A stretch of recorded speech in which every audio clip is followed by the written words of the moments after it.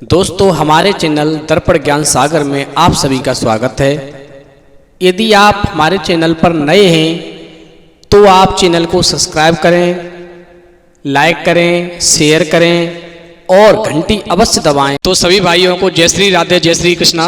दोस्तों आज का प्रसंग बहुत ही मार्मिक एवं ज्ञानवर्धक है। तो आज का प्रसंग है, यदि आप जीवन में सुखी रहना चाहते हैं तो कोए की बात को हमेशा याद रखना।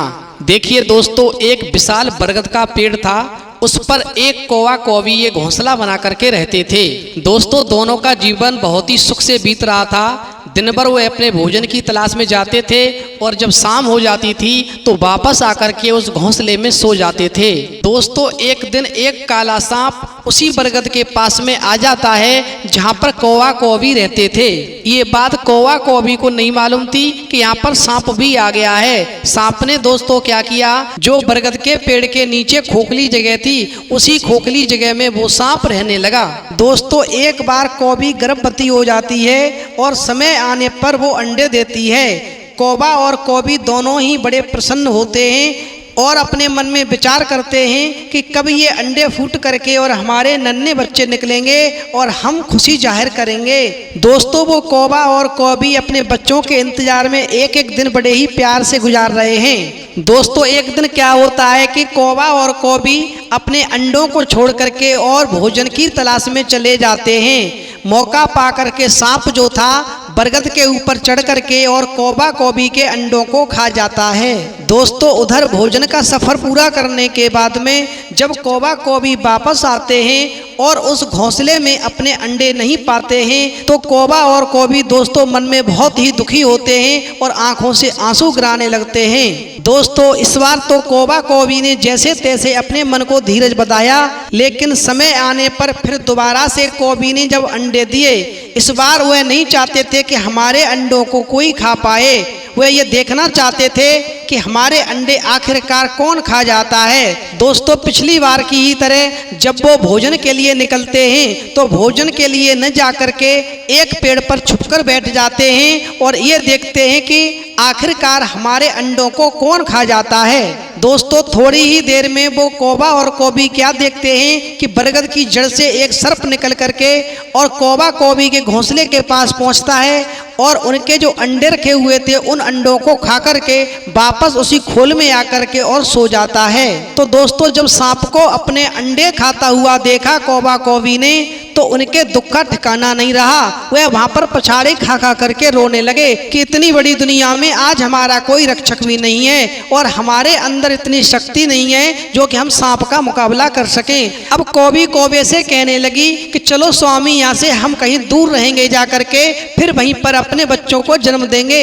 ये स्थान हमारे लिए बिल्कुल भी सही नहीं है। दोस्तों फिर कौवा कौवी ने सलाह करके अपने बरसों पुराने उस स्थान को छोड़ दिया और छोड़ने से पहले अपने मित्र एक गीदड़ के पास पहुंचे और गीदड़ से अंतिम भेंट करते हुए बोले, हे गीदड़ ये स्थान हमारे लिए बिल्कुल ठीक नहीं है। यहाँ पर एक सांप आ गया है जो हमारे अंडों को मौका पाते ही खा जाता है और हम उसका कुछ नहीं बिगाड़ सकते क्योंकि उसकी शक्ति हमसे बहुत कहीं ज्यादा है। दोस्तों जब गीदड़ ने कौवा कौवी की बात सुनी तो गीदड़ कहने लगा, नहीं आप लोग बरसों पुराने इस घोंसले को, अपने बरसों पुराने इस स्थान को छोड़ करके कहीं नहीं जाओगे, क्योंकि जहाँ पर शक्ति काम नहीं करती है वहाँ पर हमेशा बुद्धि से काम लेना चाहिए। मैं तुम्हें अब एक उपाय बताऊंगा, तुम उस उपाय का पालन करो, आगे से तुम्हारे अंडे सर्प नहीं खा पाएगा। दोस्तों गीदड़ ने कहा कि एक राजा की बेटी सरोवर में प्रतिदिन स्नान करने के लिए आती है और वह अपने साथ हीरे का हार भी पहन के आती है। नहाते समय पर वह हीरे का हार अपने वस्त्रों के साथ में उस सरोवर के पार पे रख देती है और जो सैनिक उसके साथ होते हैं वह उस हीरे के हार की रक्षा करते हैं, उसकी देखरेख करते हैं। बस तुम्हें इतना करना है कि चुपचाप से जाकर के उस हीरे के हार को अपनी चोंच में दबा करके उड़ा के लाना है और ये काम करते हुए तुम्हें सैनिक देख लें, इस बात का ध्यान रखना।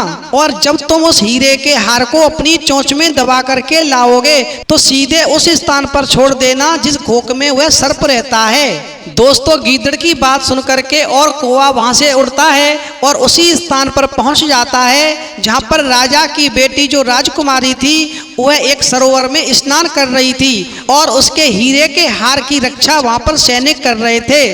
दोस्तों कौवे ने क्या किया कि उस हीरे के हार को अपने चोंच में दबाया और सैनिकों को दिखाता हुआ वह वहां से उड़ गया।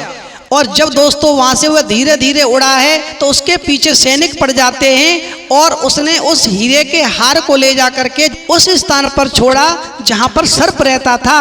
इधर दोस्तों कौवा का पीछा करते हुए वो राजा के सैनिक आ रहे थे। जब सैनिकों ने देखा कि उस कौवे ने वो हीरे का हार उस खोख के अंदर डाल दिया तो सैनिक सीधे उस खोख के अंदर घुसे तो उसमें से एकदम से सर्प निकल आया।